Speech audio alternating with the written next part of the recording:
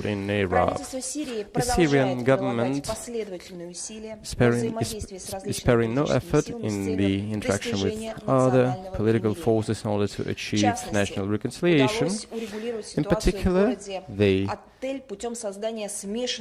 settled the situation in the Attel town through the establishment of the mixed council with the participation of those members of illegal terrorist group that has agreed to turn in weapons. Now they are making work in order to achieve local reconciliation in other zones.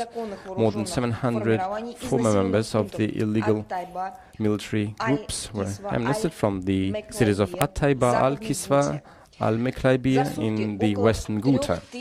Over the last 24 hours, more than 3,000 fighters turned in weapons and united to the cessation of hostilities regime in Syria. We would like to say that this agreement was achieved after very complex negotiations.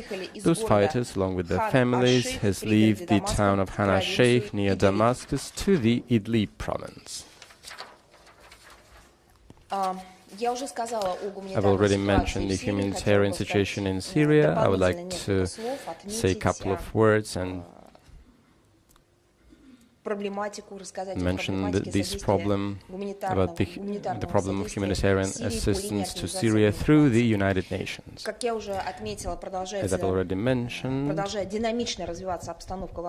situation in the eastern Aleppo is rather dynamic. Different parts of the town are liberated from the terrorist fighters. Civilians, which over the last 4 years were held hostages and were used as a human shield, they desperately need humanitarian assistance, and the Russian Federation has already adopted measures on this direction.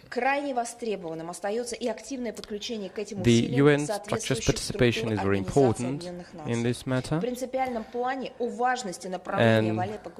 the importance of this activity was mentioned by the Special Envoy of the Secretary General of the UN in Syria, Mr. Staffan de Mistura. This was also mentioned during the last meeting of the Humanitarian Task Force, which works in Geneva in the framework of International Syria Support Group.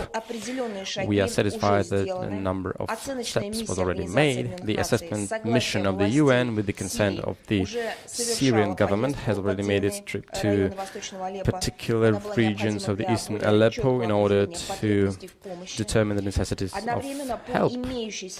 At the same time, according to information that we have, Damascus gave its consent to the plan of action for the humanitarian assistance in Syria of the UN, including the eastern part of Aleppo. We hope that the UN, without any hitch, will be able to play this important part in providing humanitarian assistance to the locals in Aleppo.